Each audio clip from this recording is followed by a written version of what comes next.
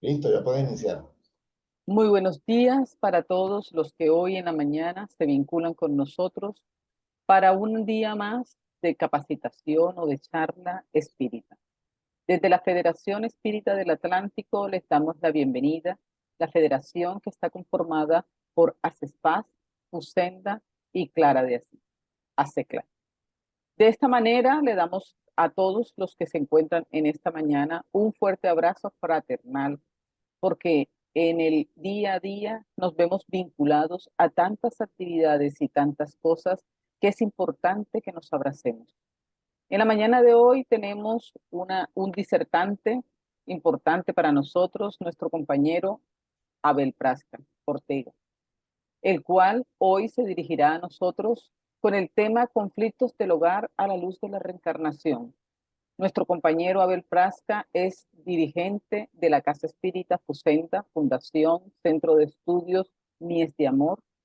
Es actualmente secretario de la Federación Espírita del Atlántico, como profesión docente en administración de empresas y en este momento miembro activo de todo su centro espírita. Para todas nuestras actividades iniciamos con una oración y por ello los invito a que allí donde tú te encuentras en este momento, cierres tus ojos, te sintonices con tus guías espirituales, con tus guías familiares, con tus mentores, respires profundo, suave y lentamente, aquietando tus pensamientos, tus sentimientos y te conectes con ese mundo espiritual, dándole gracias primeramente a nuestro Padre Celestial por habernos permitido hoy despertar en esta reencarnación. Señor, gracias por todas tus bondades, por toda tu inmensa misericordia hacia nosotros, por todo tu amor, porque todos los días vemos reflejado en nuestro día a día tu inmensa misericordia, tu amor, tu paciencia. Gracias, Señor, porque todos los días nos permites tener una familia, un hogar, un techo, un plato de comida en nuestra mesa, Señor. Gracias, Señor, porque tú en todo momento nos guías con la bendición de nuestros guías y mentores. Nos permites equivocarnos, pero a la vez nos corriges, nos ayudas en el aprendizaje que tenemos que tener para poder continuar en nuestro proceso de evolución. Que así sea. Abrimos lentamente los ojos y de esta manera nos sintonizamos y pedimos a nuestro hermano, a nuestros guías y mentores de la Federación que orienten y guíen en esta disertación a nuestro compañero Abel Prasca. Abel, que tengas una excelente presentación. Muchas gracias, María Teresa. Muchas gracias a todas las personas que se van a vincular directamente a esta charla. Ya sabemos que es una charla que estamos repitiendo para que quede nuestra grabación en nuestra cuenta de YouTube, FESTAC, porque ya la tuvimos presencial en el mes de octubre acá en la ciudad de Barranquilla. Quisimos que fuera presencial para estimular esa presencialidad que es tan importante en la divulgación espírita. Entonces, el tema se llama Conflictos del Hogar a la luz de la reencarnación. Inicialmente vamos a hacer unas citas bíblicas. Posteriormente desarrollaremos este tema a la luz de la revelación espírita y eh, presentaremos también unos casos que ilustran mejor cuáles son las causas o el génesis de los conflictos del hogar a la luz de la reencarnación. Entonces, iniciamos. Lo vamos a hacer estas citas por orden cronológico. La primera, 2180 años antes de Cristo, y es Job, está en el Antiguo Testamento. Vamos con estas citas también a justificar la reencarnación en sí. Dice, cuando el hombre es muerto, siempre vive siempre. Concluyendo los días de mi existencia terrestre, esperaré porque volveré a ella de nuevo. Esto es 2180 años antes de Cristo, es una referencia indudable a que reencarnamos, a que volveremos a la tierra.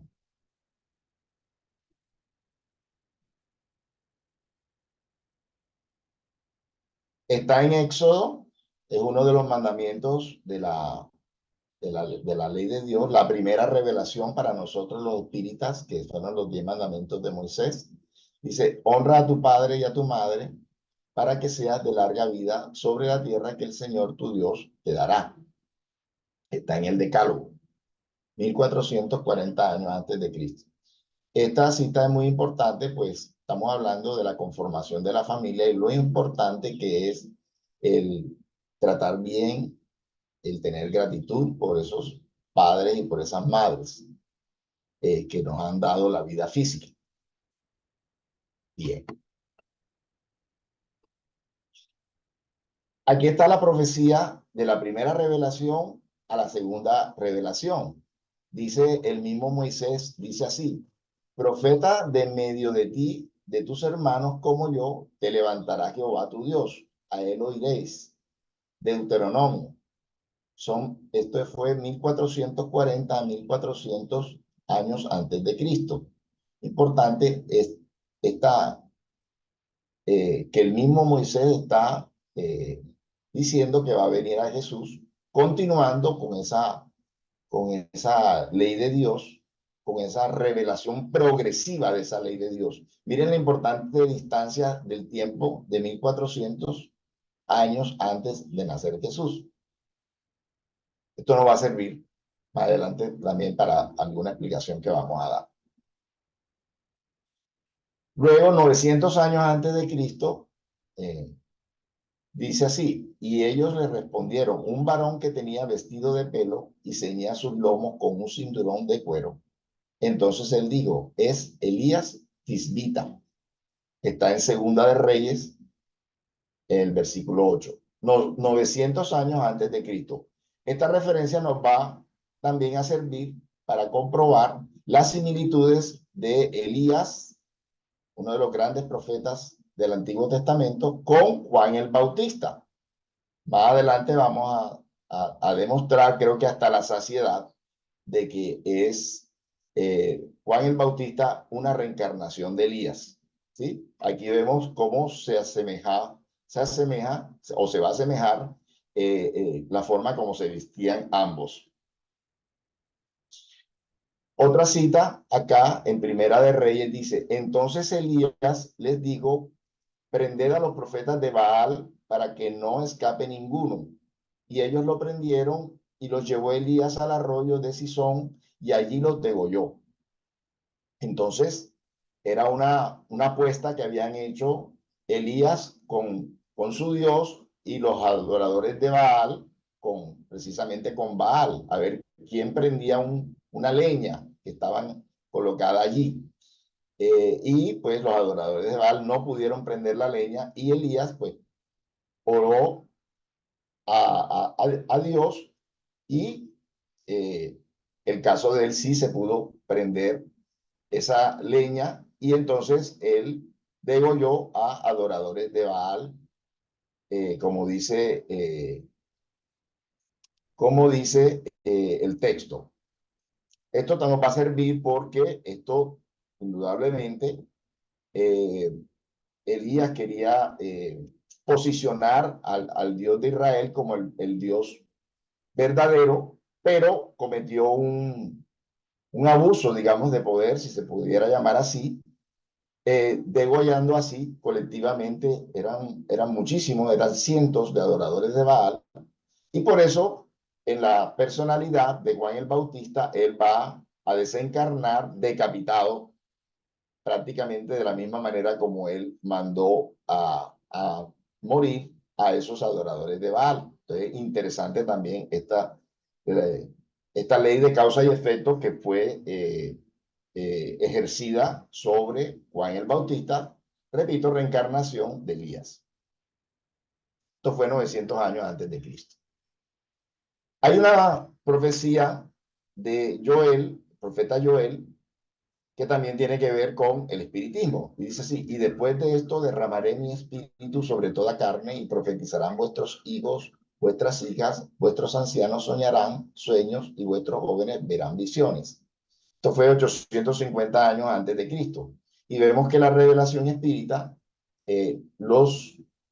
sobre todo fueron jóvenes, sobre todo especialmente jovencitas, las hermanas Fox, que tuvieron todas esas comunicaciones, o a través de ella hubo comunicaciones con los espíritus. Las hermanas Baudin en Francia, la señorita Jaffé y Germán Dufaux, todos eran adolescentes. Entonces esta profecía de Joel se cumple en estos tiempos de la tercera revelación. Vamos ahora a una cita de 765 años antes de Cristo. Nos vamos acercando en la historia.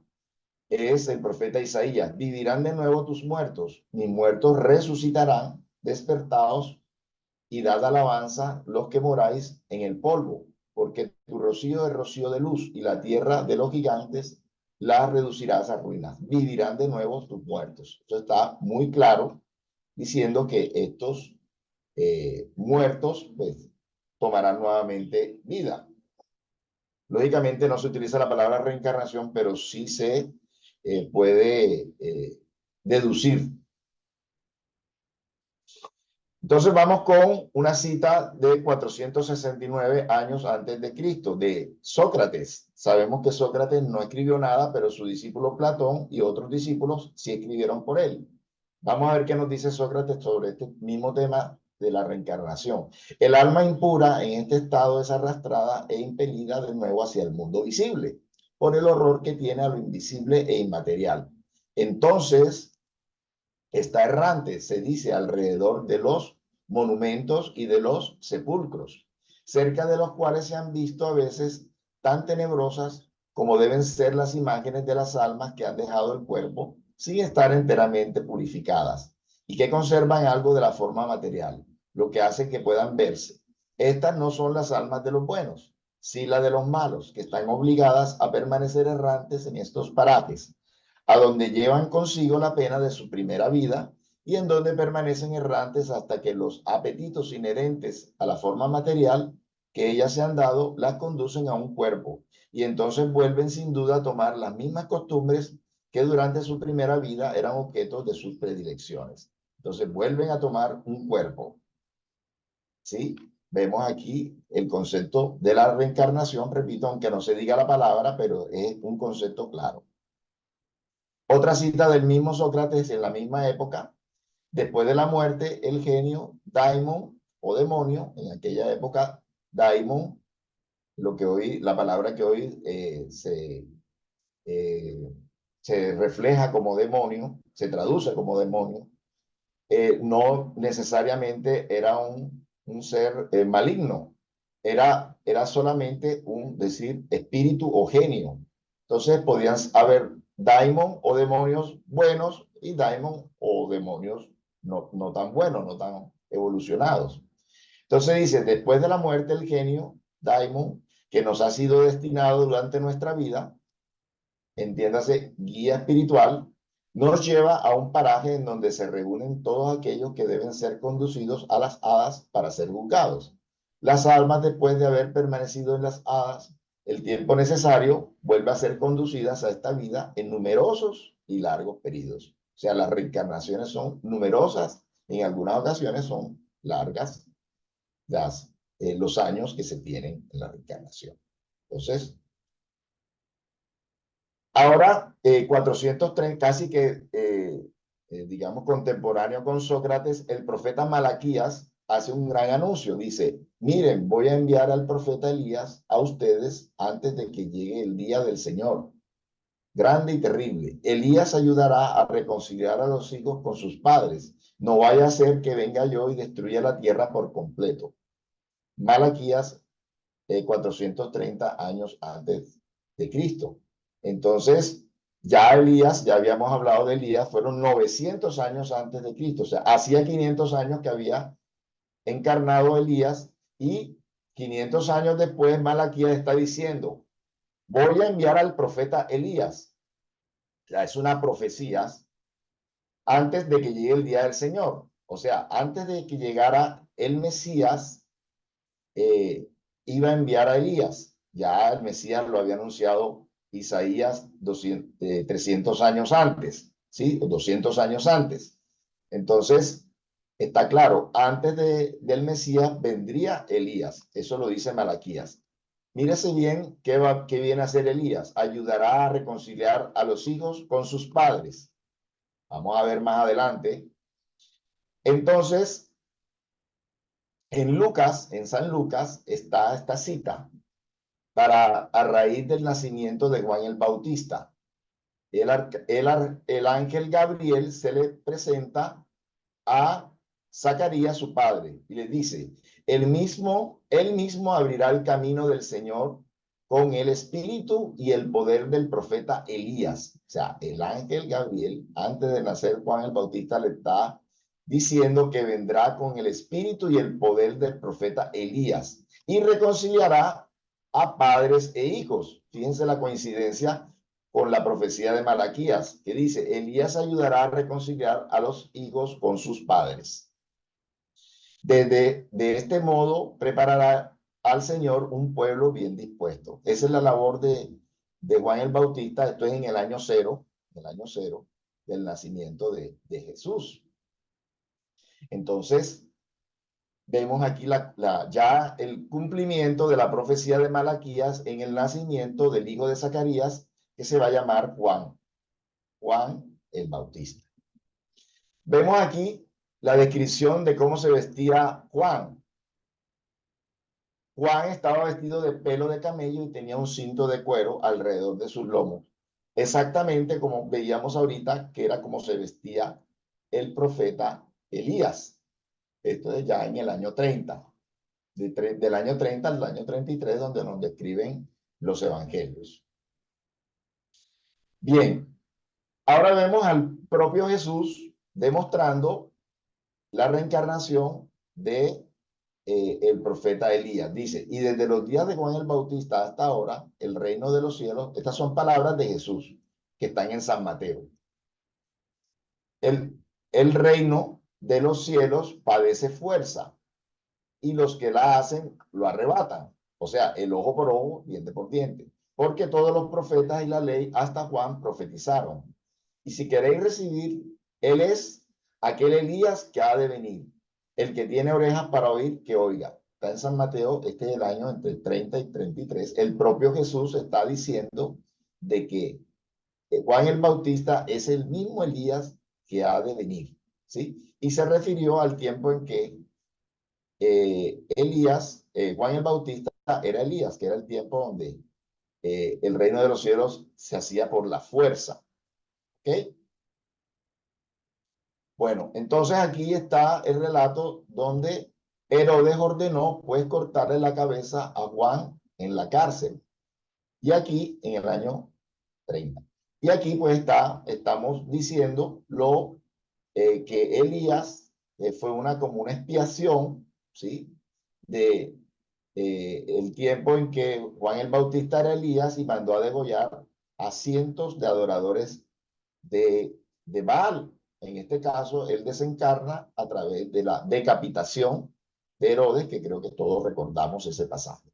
Entonces, es también en la desencarnación de Juan el Bautista se da una coincidencia entonces con el acto de fuerza con que Elías mandó a degollar cientos de adoradores de Baal. Entonces, otra vez Jesús reafirma que Elías es Juan el Bautista. Dice, después de la transfiguración, y sus discípulos le preguntaron y le dijeron, ya los discípulos tenían alguna información de las profecías, y le dijeron, pues, ¿por qué dicen los escribas que Elías debe venir primero?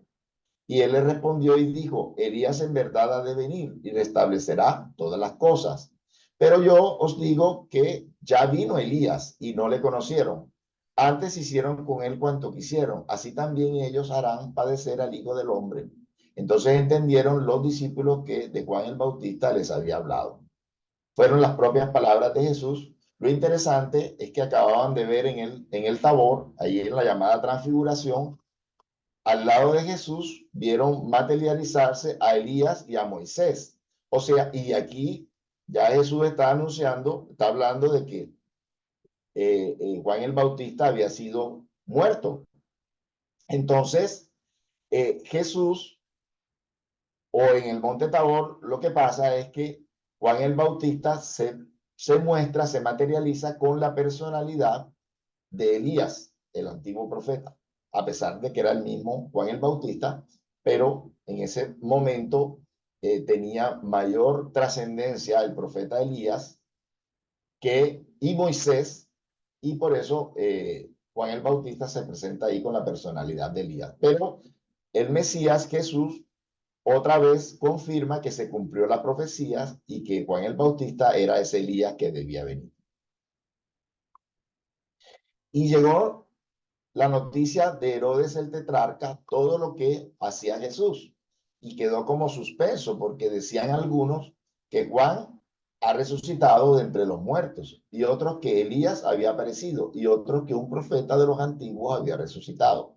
Y dijo Herodes, yo degollé a Juan, ¿quién pues es este de quien oigo tales cosas? Y procuraba verlo. Está en San Marcos, también en el año 30, de 30 a 33. Entonces aquí lo que queremos con esto es que decir que los judíos creían que un profeta podía regresar. No le llamaban resurrección o resucitado a un profeta que podía regresar, no le llamaban reencarnado, pero es la misma idea, ¿sí? No sabían muy bien cómo, pero sí tenían eso claro porque habían profecías que decían que los profetas iban a regresar, en este caso como lo hemos dicho, la profecía de Elías. Y vino Jesús a la parte de Cesarea de Filipo y preguntaba a sus discípulos diciendo, ¿quién dice los hombres que es el Hijo del Hombre? Y ellos respondieron, los unos que Juan el Bautista, los otros que Elías, los otros que Jeremías o uno de los profetas. Y Jesús les dice, ¿y vosotros quién decís que soy yo? Respondió Simón Pedro y dijo, tú eres el Cristo, el Hijo de Dios vivo. Y respondiendo Jesús le dijo, bienaventurado eres Simón, hijo de Juan, porque no te lo reveló carne ni sangre, sino mi Padre que está en los cielos. Está en Mateo y está en San Marcos. Son palabras de Jesús con sus discípulos. Y lo que nos está demostrando es igualmente que en este diálogo que ellos creían que un profeta podía regresar y Jesús no lo desmintió. Entonces, es esa creencia en que los profetas podían reencarnar.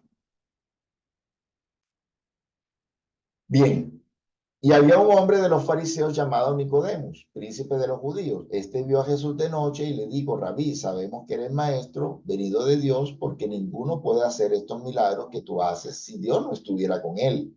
Jesús le respondió y le dijo, en verdad te digo que no puedes ver el reino de Dios sino aquel que renaciere de nuevo. Nicodemo le dijo, ¿cómo un hombre puede nacer siendo viejo? ¿Por ventura puede volver al vientre de su madre, nacer otra vez? Respondió Jesús. En verdad te digo que no puede entrar en el reino de Dios sino aquel que renace del agua y del espíritu. Lo que es nacido de carne, carne es, y lo que es nacido de espíritu, espíritu es. No te maravilles porque te dije, os es necesario nacer otra vez. El espíritu donde quiere sopla y oye su voz, mas no sabe de dónde viene ni a dónde va. Así es todo aquel que es nacido de espíritu, respondió Nicodemo y le dijo, ¿cómo puede hacerse esto? Respondió Jesús y le dijo, tú eres maestro de Israel y esto ignoras. En verdad te digo que lo que sabemos, eso hablamos y lo que hemos visto atestiguamos y no recibís nuestro testimonio. Si os he dicho cosas terrenas y no las creéis, ¿cómo creeréis si os dijese las celestes? Está en San Juan. Entonces, con esto queremos demostrar que ellos no sabían exactamente cómo que era que se daba este proceso de la reencarnación, aun cuando Jesús se lo dijo textualmente a este maestro de la ley, Nicodemo hacía parte del Sanedrín y sin embargo no entendía bien cómo era este proceso, pero se lo digo en palabras: os es necesario nacer de nuevo. Remitimos a todos los interesados que vayan al capítulo 4 del Evangelio según el Espiritismo, donde Allan Kardec explica minuciosamente este pasaje, ¿sí? Bien. Pero nos está hablando también Jesús directamente en este pasaje de la reencarnación, o sea, es necesario nacer de nuevo. Y vinieron a la casa y concurrió de nuevo tanta gente que ni aún podían tomar alimento. Y cuando lo oyeron, los suyos salieron para echarle mano, porque decían que se ha puesto enajenado, o sea, se ha enloquecido. Y llegaron su madre y sus hermanos, y quedándose de la parte de afuera, le enviaron a llamar. Y estaba sentado alrededor de él un crecido número de gente, y le dijeron: mira, tu madre y tus hermanos te buscan allá afuera. Y le respondió diciendo: ¿quién es mi madre y mis hermanos?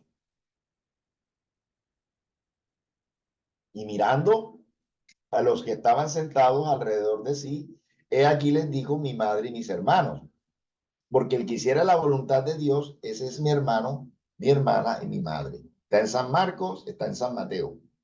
Estos también fueron palabras de Jesús, y lo que Jesús quería decir acá es que hay familia por lazo carnal, por lazo sanguíneo, y familia por lazo espiritual. Eso nos queda claro y nos va a quedar claro más adelante lo que nos aclara la revelación espírita. ¿Sí? Entonces, y como se deduce también de la charla con Nicodemos, los padres les damos a nuestros hijos la carne, la materia, pero no el alma. Por eso hay dos tipos de familia: la familia por lazos carnales y la familia por lazos espirituales. En este caso, los discípulos, está diciendo Jesús que era su familia por lazos espirituales. Y a sus hermanos, que parece ser no le comprendieron bien, pues los está llamando familia carnal. Generaliza el mensaje con su madre, que está con ellos, pero no quiere decir que su madre no sea nada por el lado espiritual, y en otras ocasiones ha demostrado pues ternura por su madre, ternura, respeto y devoción por su madre. Bien, bien saben los mandamientos. Estas son palabras de Jesús: no hagas adulterios, no mates, no hurtes, no digas falso testimonio, no hagas engaño, honra a tu padre y a tu madre. Entonces vemos cómo está este mandamiento en la primera revelación, en los 10 mandamientos de Moisés, y Jesús la ratifica. O sea, la importancia de honrar a tu padre y a tu madre. Estamos hablando de conflictos del hogar a la luz de la reencarnación. Jesús está demostrando aquí la importancia de cumplir esta enseñanza. Y también dentro del espiritismo va a haber un capítulo dedicado a honra a tu padre y a tu madre, o sea que es algo realmente sagrado, ese amor y esa devoción que debemos por nuestros padres, para que se cumpla la ley de amor. Y se llegaron a él los fariseos tentándole, diciendo: ¿es lícito a un hombre repudiar a su mujer por cualquier causa? Él respondió y les dijo: ¿no habéis leído que el que hizo al hombre desde el principio, macho y hembra, los hizo? Y dijo: por esto dejará el hombre padre y madre y se ayuntará a su mujer, y serán dos de una carne. Así que ya no son dos, sino una carne. Por tanto, lo que Dios juntó, el hombre no lo separe. Dícenle, pues, ¿por qué mandó Moisés dar carta de divorcio y repudiarla? Les digo: porque Moisés, por la dureza de vuestros corazones, os permitió repudiar a vuestras mujeres, mas al principio no fue así. Y dígoos que todo aquel que repudiase a su mujer, sino por la fornicación, y tomare otra, comete adulterio, y el que se casare con la que otro repudió, comete adulterio. Está en San Mateo. Son palabras de Jesús aquí también, demostrando Jesús la importancia del matrimonio, que no se debe, en, en términos de hoy, no se debe divorciar a la ligera, ¿verdad? Sino que hay que tener un trabajo, un proceso de tolerancia hasta cierto punto con esa persona con la que uno se une en matrimonio. Y que van a ser después la base de ese hogar, de esa familia, los hijos que van a venir después. Entonces, la base realmente del matrimonio, del hogar, es el matrimonio. Si la base flaquea, entonces ese edificio que se construye, el de los hijos, sobre esa base, pues también va a flaquear. Entonces, no a la ligera, aun cuando el espiritismo está de acorde al divorcio en ciertos casos, ¿sí? Pero no debe ser a la ligera este paso, porque todo ese andamiaje del hogar se basa en ese matrimonio. Entonces, aquí vemos ahora la profecía del mismo Jesús ante esa nueva revelación, porque él muchas veces dijo que hablaba en parábolas porque no podía decir todo. Dice, si me amáis, guardad mis mandamientos. Yo rogaré al Padre y os dará otro consolador para que more siempre con vosotros. O sea, va a permanecer con nosotros. El Espíritu de la verdad, a quien no puede recibir el mundo, porque ni lo ve ni lo conoce, mas vosotros lo conoceréis, porque morará con vosotros y estará en vosotros. Y el Consolador, el Espíritu Santo, que enviará el Padre en mi nombre, Él os enseñará todas las cosas y os recordará todo aquel que yo os hubiese dicho. Entonces, fíjense, morará con nosotros, nos enseñará todas las cosas. Él está diciendo que Él no dijo todas las cosas, y os recordará todo aquel que yo os hubiese dicho. Y nos recordará las principales enseñanzas de Jesús. Eso es lo que ha hecho el espiritismo. Y, por ejemplo, hay un libro que se llama El Evangelio según el espiritismo, donde recuerdan todas las enseñanzas de Jesús, la parte moral de sus enseñanzas, y nos las interpreta a la luz de ese primer libro, que fue el libro de los espíritus, y ese segundo libro, el libro de los medios. El Evangelio según el espiritismo fue el tercer libro de la revelación espírita. Entonces, el mismo Jesús anuncia que vendrá un espíritu de verdad, un consolador, a recordarnos todas sus enseñanzas y a decirlo todo. Entonces, este es en 1857, aquí empieza la nueva revelación. Y vamos a ver este tema a la luz entonces de esta nueva revelación de el tema de la reencarnación. Vamos a seguir justificando la reencarnación. Entonces, Kardec pregunta a ese mundo espiritual superior, ¿cómo puede acabar de depurarse el alma que no ha alcanzado la perfección durante la vida corporal, sufriendo la prueba de una nueva existencia? Responden esos espíritus. Pregunta nuevamente, ¿de qué manera realiza el alma esta nueva existencia por su transformación como espíritu? Respuesta, al depurarse el alma experimenta sin duda una transformación, pero para ello necesita la prueba de la vida corporal. ¿El alma tiene, pues, pregunta Kardec, muchas existencias corpóreas? Respuesta, sí, todos tenemos muchas existencias. Los que afirmen lo contrario quieren manteneros en la ignorancia en que ellos mismos están. Ese es su deseo. Miren lo categórico que es esta respuesta. Los que afirman lo contrario quieren manteneros en la ignorancia en que ellos mismos están. Ese es su deseo. Pregunta Kardec, de este principio parece resultar que el alma, tras haber dejado un cuerpo, toma otro, dicho de otra manera, reencarna. El mismo Kardec sugiere la palabra reencarna en un nuevo cuerpo. Así hay que entenderlo evidentemente. Siempre Kardec, como pedagogo, no quería que quedara ningún cabo suelto y se aseguraba de que el concepto que ellos estuvieran enunciando fuera el correcto. 167, pregunta Kardec, ¿cuál es el objetivo de la reencarnación? Expiación, mejoramiento progresivo de la humanidad. Sin esto, ¿dónde estaría la justicia? Pregunta 168, ¿el número de las existencias corporales es limitado o el espíritu reencarna perpetuamente? Con cada nueva existencia, el espíritu da un paso más por la senda del progreso. Cuando se ha despojado de todas sus impurezas, ya no tiene necesidad de las pruebas de la vida corporal. 169, pregunta Kardec, ¿el número de encarnaciones es el mismo para todos los espíritus? No, el que adelanta con rapidez se ahorra pruebas. No obstante, esas encarnaciones sucesivas son siempre muy numerosas, por cuanto el progreso es casi infinito. Lo mismo que decía Sócrates en la cita que les cité hace unos minutos, que las reencarnaciones eran numerosas y largas. ¿En qué se convierte el espíritu? Hay que recordar, entre otras cosas, que Sócrates es uno de los espíritus que hace parte, Sócrates y Platón hacen parte de ese consolador, ¿sí? Que es como un ser colectivo, un espíritu colectivo, ¿sí? De muchos espíritus que pasaron por la tierra y que han venido a completar esas enseñanzas de Jesús y de ellos mismos que dijeron en otras épocas, como es el caso de Sócrates, como es el caso de Swedenborg y otros más. ¿En qué se convierte el espíritu después de su última encarnación? Espíritu bienaventurado, espíritu puro. Recordemos que en la pregunta 100 del libro de los espíritus está la escala espírita, eh, la primera clase es espíritu puro. Bueno, ¿en qué se funda el dogma de la reencarnación? Pregunta Kardec.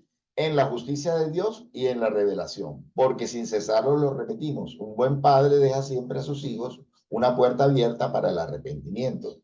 ¿No te dice la razón que sería injusto privar para siempre de la dicha eterna a todos aquellos de quienes no ha dependido mejorar? ¿Acaso todos los hombres no son hijos de Dios? Solo entre los humanos egoístas se encuentra la iniquidad, el odio implacable y los castigos sin perdón. Esto en 1857, ¿no? Todavía era muy fuerte el tema del infierno eterno y del cielo eterno. O sea, no había más oportunidades para que se equivocaban. Aquí el espíritu, con esa lógica irresistible, nos está diciendo que Dios como Padre, otra vez, así nos lo enseñó Jesús, Padre nuestro que está en los cielos, Dios como Padre les da nuevas oportunidades a sus hijos, le dan nuevas oportunidades. Por eso el dogma de la reencarnación es totalmente justificable y totalmente cierto, por la justicia y por el amor de Dios.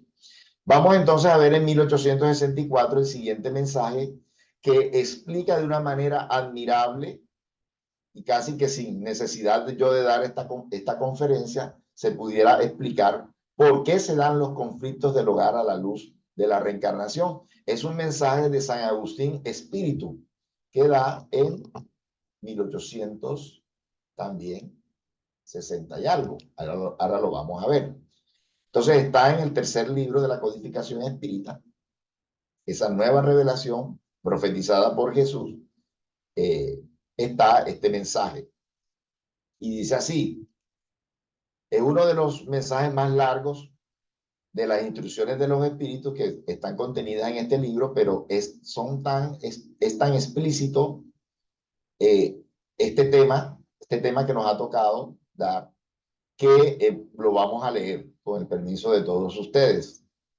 La ingratitud de los hijos y los lazos de familia fue dado en 1864 en Francia. Dice, la ingratitud es uno de los frutos más inmediatos del egoísmo.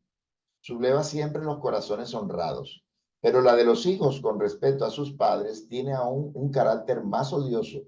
Desde este punto de vista, nos detendremos más particularmente para analizar las causas y los efectos. Aquí, como por todas partes, el espiritismo viene aclarando uno de los problemas del corazón humano. Cuando el espíritu deja la tierra, lleva consigo las pasiones o las virtudes inherentes a su naturaleza, y en el espacio va perfeccionándose o quedándose estacionado hasta que quiere ver la luz. Algunos pues han partido llevándose consigo odios poderosos y deseos de venganza no satisfechos. Pero algunos de aquellos más avanzados que los otros les es permitido entrever un lado de la verdad. Reconocen el funesto efecto de sus pasiones y entonces es cuando toman buenas resoluciones. Comprenden que para ir a Dios solo hay una palabra de paz, caridad. Pues no hay caridad sin olvido de los ultrajes y las injurias. No hay caridad con odios en el corazón y sin perdón. Entonces, por un esfuerzo inaudito, miran a los que detestaron en la tierra, pero a su vista se despierta su animosidad. Se revelan a la idea de perdonar aún más que a la de renunciarse a sí mismos, y sobre todo a la de amar a aquellos que tal vez destruyeron su fortuna, su honor y su familia. Sin embargo, el corazón de esos desgraciados está conmovido. Titubean y vacilan agitados por estos sentimientos contrarios. Si la buena resolución vence, ruegan a Dios e imploran a los buenos espíritus para que les den fuerza en el momento más decisivo de la prueba. En fin, después de algunos años de meditación y de oraciones, el espíritu aprovecha una carne que se prepara en la familia de aquel que ha detestado y pide a los espíritus encargados de transmitir las órdenes supremas el ir a cumplir en la tierra los destinos de esa carne que acaba de formarse. ¿Cuál será pues su conducta en esta familia? Dependerá de mayor o menor persistencia en sus buenas resoluciones. El contacto incesante de los seres que aborreció es una prueba terrible bajo la cual sucumbe algunas veces, si su voluntad no es muy fuerte. De este modo, según la buena o la mala resolución que les dominará, será amigo o enemigo de aquellos entre los cuales está llamado a vivir. Así se explican los odios, las repulsiones instintivas que se notan en ciertos niños y que ningún acto anterior parece justificar. Nada en efecto en esta existencia ha podido provocar esta antipatía. Para que uno pueda encontrar la causa, es preciso mirar lo pasado. Oh espiritistas, comprended hoy el gran papel de la humanidad. Comprended que cuando producís un cuerpo, el alma que se encarna en él viene del espacio para progresar. Sabed vuestros deberes y poned a todo vuestro amor en aproximar esta alma a Dios. Esta es la misión que os está confiada y por la que recibiréis la recompensa si la cumplís fielmente. Vuestros cuidados, la educación que le daréis, ayudarán a su perfeccionamiento y a su bienestar futuro. Pensad que a cada padre y a cada madre Dios preguntará, ¿qué habéis hecho del niño confiado a vuestro cuidado? Si se ha quedado atrasado por vuestra falta, vuestro castigo será el verle entre los espíritus que sufren, dependiendo de vosotros el que hubiese sido feliz. Entonces vosotros mismos, abatidos por los remordimientos, procuraréis reparar vuestra falta, solicitaréis una nueva encarnación para vosotros y para él, en la cual le rodearéis de mejores cuidados, y él, lleno de reconocimiento, os rodeará con su amor.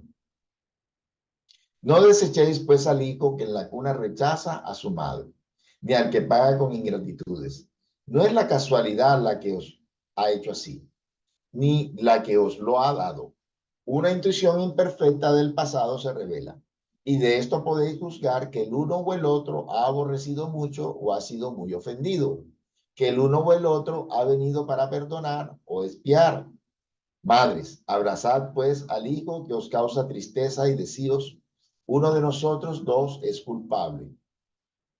Merecer los goces divinos que Dios concede a la maternidad, enseñando a este niño que está en la tierra para perfeccionarse a amar y bendecir.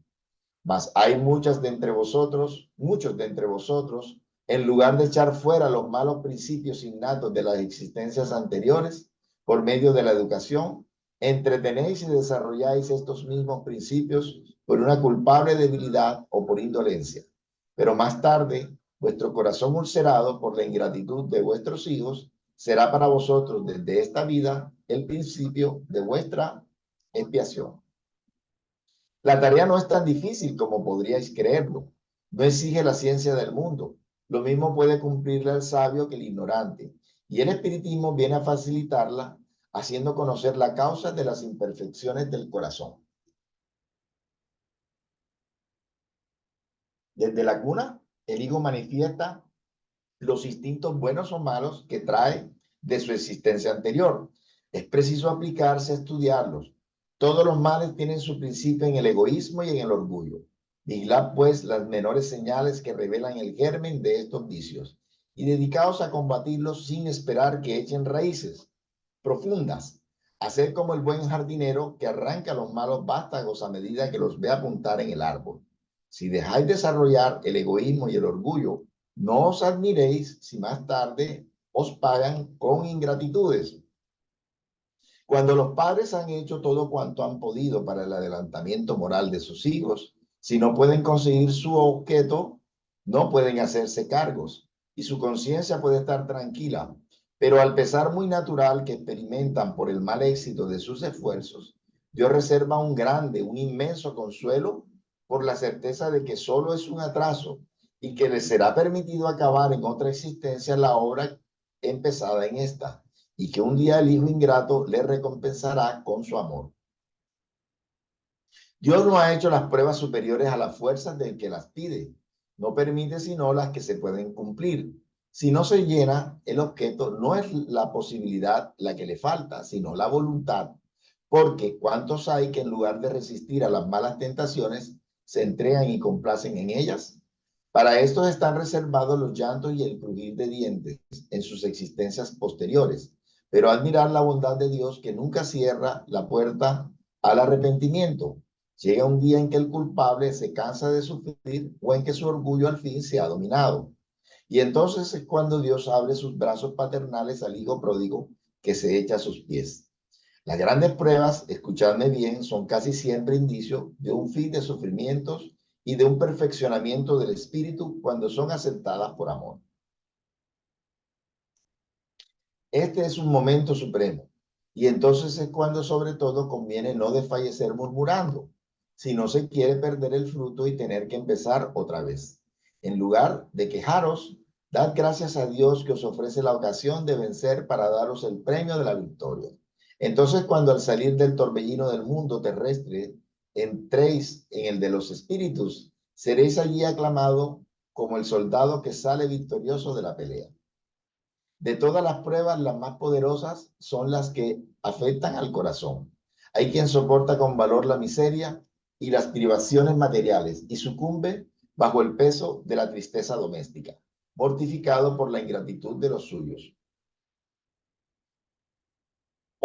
Esto es una aguda agonía. Pero ¿quién puede mejor en estas circunstancias reanimar el valor moral, sino el conocimiento de las causas del mal y la certeza de que si hay grandes trastornos, no hay desesperaciones eternas? Porque Dios no puede querer que su criatura sufra siempre. ¿Qué cosa hay más consoladora y que dé más valor que el pensamiento de que depende de sí mismo y de sus propios esfuerzos abreviar el sufrimiento, destruyendo en sí las causas del mal? Pero para esto es preciso no concretar las miradas a la tierra y no ver solo una existencia. Es preciso elevarse, dominar el infinito del pasado y del porvenir. Entonces la gran justicia de Dios se revela a vuestras miradas y esperáis con paciencia, porque os explicáis lo que os parecen monstruosidades en la tierra. Las heridas que recibís en ella solo os parecen rasguños. Con este golpe de vista echado al conjunto, los lazos de familia aparecen bajo su verdadera luz. Estos no son ya los lazos frágiles de la materia que reúnen sus miembros, sino lazos duraderos del espíritu, que se perpetúan y consolidan purificándose, en lugar de romperse con la encarnación. Acordémonos que Jesús nos hablaba lazos del cuerpo, lazos del alma, en ese famoso pasaje donde dice, estos son mi madre y mis hermanos. Los espíritus a quienes la semejanza de gustos, la idea, la identidad del progreso moral y el afecto conducen a reunirse, forman familias. Estos mismos espíritus en sus emigraciones terrestres se buscan para agruparse como lo hacen en el espacio. He aquí nacen las familias unidas y homogéneas, y si en sus peregrinaciones se separan momentáneamente, se encuentran después felices por su nuevo progreso.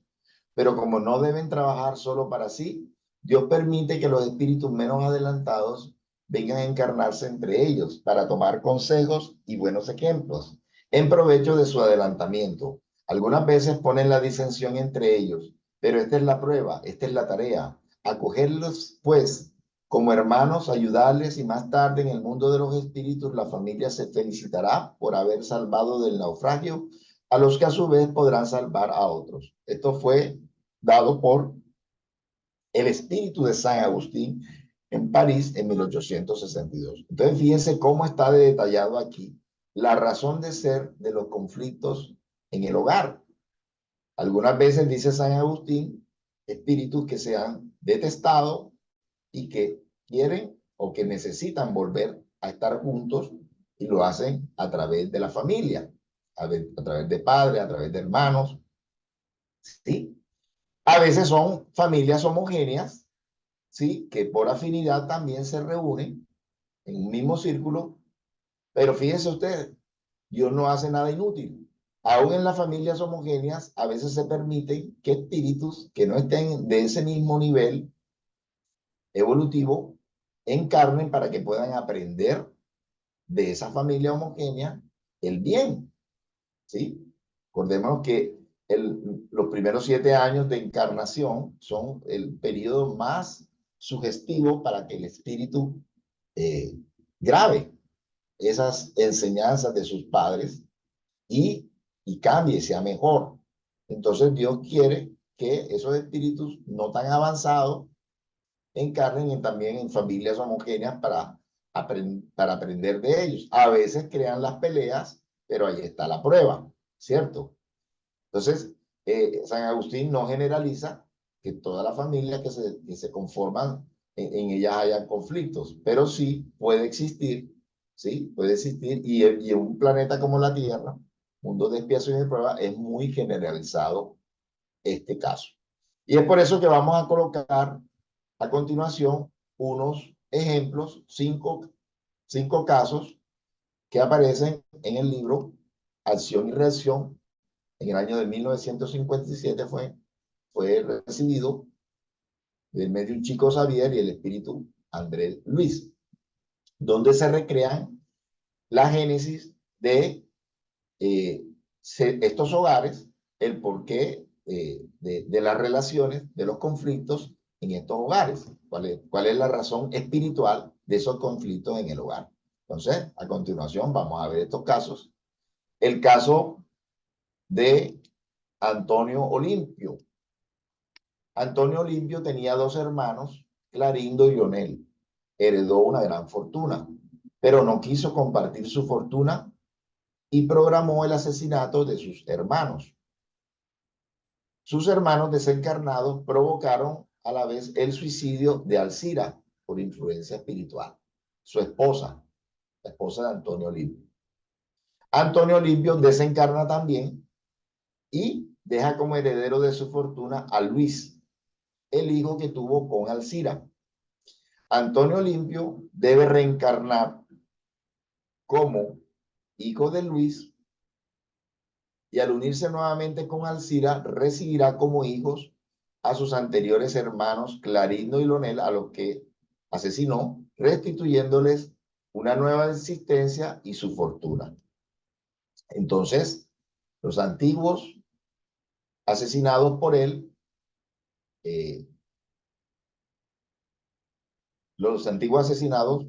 van a ser hijos de él en una nueva existencia y le va a restituir la fortuna que a la vez Luis, su hijo, le va a heredar a él. Entonces, vemos ahí la ley de causa y efecto, la ley de compensaciones, podemos decir allí. Le quitó la vida a sus hermanos y se las va a dar como hijos. Ahora viene el caso Druso. El caso de Druso. Druso con su esposa tiene un hijo, Silas. Druso y Silas son muy apegados a su fortuna. Al enviudar Druso, contraer nuevas nupcias con Aida. Silas no quiere compartir su herencia con su madrastra, Aida es su madrastra. Silas prepara una estrategia para que su papá, Druso, rompa con Aida. Y de una manera deliberada acerca a un primo de Aida, que fue un antiguo novio de ella, a su hogar. Druso cae enfermo. Silas descubre el amorío de Aida con su primo y se lo muestra, le muestra la evidencia a Druso. Luego Druso envenena a Aida, a su segunda mujer, ¿sí? Y ¿qué va a pasar entonces? Druso debe nuevamente tomar a su esposa, a su primera esposa, y traer como hijos a Silas, su anterior hijo, y a Aida, su anterior mujer, a la que le propinó un veneno, y Silas y Aida van a ser hermanos, van a ayudar a esa hermana, a Aida, que le quitaron la vida entre ellos dos. Bien, el otro caso que aparece en este libro, Acción y Reacción, es el caso de Marina, que le llaman ahí deuda agravada. Luisa tiene dos hijas, Marina y Silda. En una existencia anterior, Marina se había interpuesto entre Silda y Jorge, ¿sí? En la relación entre Silda y Jorge. En la nueva existencia, Silda y Jorge debían nuevamente unirse y Marina debía resignarse. Esa era la prueba. Pero en la nueva existencia, Marina vuelve a interponerse entre ellos, ¿sí? Y su hermana, que se siente traicionada, se suicida. Silda se suicida. Luego, Silda, la suicida, se reencarna como hija de Marina, de su hermana, hija de Marina con Jorge. Y Silda nace con problemas de salud por su suicidio anterior, de su anterior existencia. Jorge termina en un leprosario, o sea, se vuelve leproso, y con su hija enferma, Silda, su anterior hermana, ahora hija, enferma, intenta suicidarse, es ayudada por Luisa, su madre desencarnada y los trabajadores espirituales para que no lo haga. Ellos hacen allí tumban la copa que tenía ese veneno que ella se iba a tomar y que se iba a suicidar y después reflexiona, ella logra reflexionar. Entonces, ahí está, entonces también la génesis de esas situaciones de nuestros hijos por causas anteriores. Bien. El caso Ildeu, rescate interrumpido. Ildeu se casa con Marcela. En esta nueva existencia tuvieron 3 hijos, Roberto, Sonia y Marcela. Pero instintivamente Roberto rechaza a Ildú. Ildú instintivamente rechaza a Roberto y adora a sus 2 hijas. Roberto también es hijo, pero él lo rechaza y adora a Sonia y Marcia. En su existencia anterior habían sido también parejas Ildú con Marcela, ¿sí? Pero Ildú abandonó a Marcela uniéndose con Sonia y luego con Marcia, que en esa existencia eran hermanas, las hijas de hoy de Ildú y de Marcela. Sonia y Marcela son abandonadas también y terminan en la prostitución. Esas antiguas amantes de Ildú. Marcela, al ser abandonada, rehace su vida con Roberto. O sea, su segunda pareja en esa encarnación anterior. Y Ildú regresa buscando a Marcela, estamos hablando otra vez de la encarnación anterior, y al encontrarla con Roberto, asesina a Roberto, que es hoy, en esta existencia, su hijo, al que rechaza instintivamente. Ildú, en esta nueva existencia, tiene una aventura con Mara y empieza a aborrecer a Marcela. Planea asesinar a Marcela para simular un suicidio de ella. En el momento de efectuar el plan, los trabajadores espirituales alertan en sueño a una de las hijas queridas de él y Marcela se despierta y al verlo con la pistola en la mano cree que se va a suicidar y le pide que no lo haga, que mejor la abandone. Por eso llama aquí el caso rescate interrumpido. Entonces vemos aquí, en este caso, la aversión que él sentía por Roberto, el antiguo rival de Marcela en su anterior reencarnación, y la adoración con sus hijas, las antiguas amantes, en otra encarnación. El caso de Adelino Correa, débito aliviado. Martín Gaspar es un hacendado esclavista, o sea, dueño de esclavos. Tiene un hijo también llamado Martín. Martín Gaspar decide unirse a María Emilia, que se convierte en madrastra de Martín hijo, que es de su misma edad. La madrastra y Martín hijo son de la misma edad. Martín y su madrastra se apasionan y después de que quería tanto a su padre, ahora lo empieza a detestar, ¿sí? Porque se enamora de su madrastra. Con ayuda de dos capataces de la hacienda cómplices en el maltrato a los esclavos y con la complacencia de la madrastra, quema a su padre. O sea, le prende fuego, le echa gasolina o petróleo y le prende fuego a su padre. Y así muere su padre. Pero su padre, ya en el mundo espiritual, le transmite a su hijo fluidos inflamables que van abriendo su piel en llamas, en llagas. Entonces, como él muere quemado, esos mismos fluidos con los que él desencarna, él todavía tiene, y por el odio que siente por ese hijo que lo asesinó, entonces todavía mentalmente y emocionalmente atrae esos fluidos inflamables y le pasa esos fluidos a su hijo que todavía queda encarnado y se le abren su piel en llagas. Bueno, muere su hijo pero en una nueva reencarnación, Martín, hijo, ahora se llama Adelino Correa.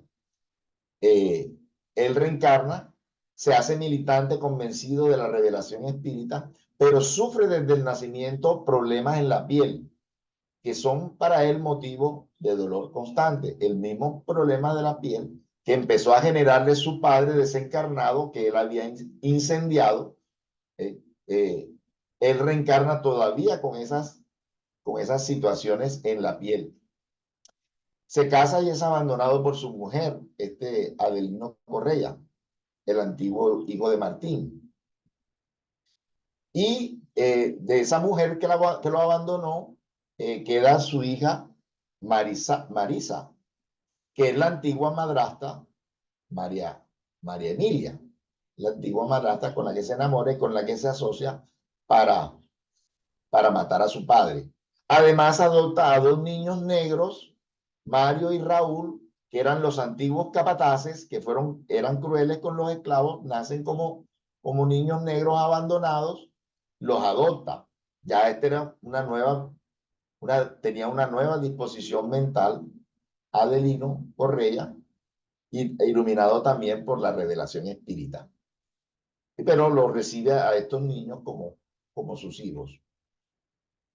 Y por último, adopta también a otro niño abandonado en la puerta de su casa, que fue su anterior padre, Martín Gaspar.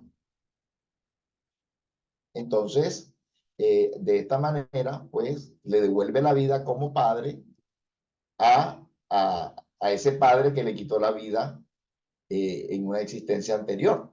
Martín Adelino Correa hoy le devuelve la vida a Martín padre, eh, haciéndolo su hijo. Entonces, de esta manera es que debemos reflexionar en cuanto a cuáles son las génesis de esos conflictos del hogar. Indudablemente, relaciones anteriores, conflictos anteriores de estos hermanos, de estos hijos, de estos hermanos que hoy están en nuestra familia carnal y que no hacen parte de nuestra familia espiritual, pero que el objetivo es hacerlos parte de nuestra familia espiritual, abrir nuestros corazones y hacerlos nuestros, hacerlos de nuestro cariño, de nuestro querer, porque esa fue la misión que nos dio Dios, porque el perdón es una ley, así como el amor es una ley, el perdón es una ley. Y tenemos que perdonar a aquellos que nos hicieron daño y tenemos que compensar. El arrepentimiento no solamente basta, el arrepentimiento.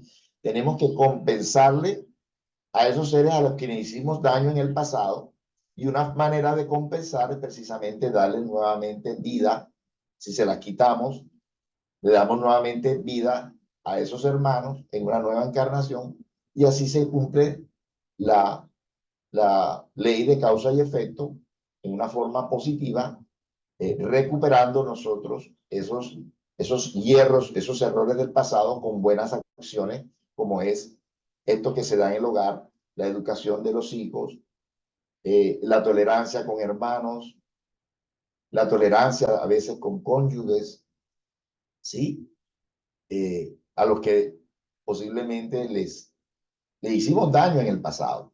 Entonces, nada es por el azar, mis hermanos, todo es por una ley de causa y efecto. Y está, y con la ley del amor, con las enseñanzas de Jesús, con los 10 mandamientos de Moisés, recibidos por Moisés en el Sinaí, y con la revelación espírita, podemos cumplir en esta encarnación esas tareas que son tan importantes en el hogar, ¿sí? Poner todo de nuestro lado, de nuestra parte, para que se den las reconciliaciones en el hogar. Fíjense que el mismo Espíritu de San Agustín nos explica que si no alcanzamos a cumplir la tarea en esta encarnación, tenemos posibilidades en próximas reencarnaciones continuar con esa tarea, con esa misión. Pero pidámosle a Dios que seamos capaces todos de cumplir con esa tarea de amor que tenemos en nuestros hogares. Muchas gracias por su atención y esperamos vernos en una próxima ocasión. Y sí, le damos gracias a Abel por esta excelente presentación de los conflictos de familia a la luz de la reencarnación. Y a todos ustedes los invitamos, como lo acaba de decir Abel, a que sigan conectados con nosotros en las próximas presentaciones que tendremos de todas nuestras temáticas espirituales. Se pueden vincular con nosotros como Federación Espírita o cada uno de los centros espíritas de la región Atlántico, como es FUSENDA, como es ACESPAS y como es ACECLA. Entonces, quedan muy cordialmente invitados a las El próximas 18, presentaciones. Mari, ya nos confirmó Ubaldo, el 18 de febrero estaremos repitiendo la conferencia presencial de él, la tendremos acá también virtual, el 18 de febrero, domingo 18 de febrero a las 10 de la mañana. Ok, gracias Abel. Y de ahí, cada vez que tengamos una presentación, les estaremos anunciando cuáles serán nuestras próximas presentaciones para que ustedes se puedan vincular. Muchas gracias y que tengan un feliz día en unión con toda su familia.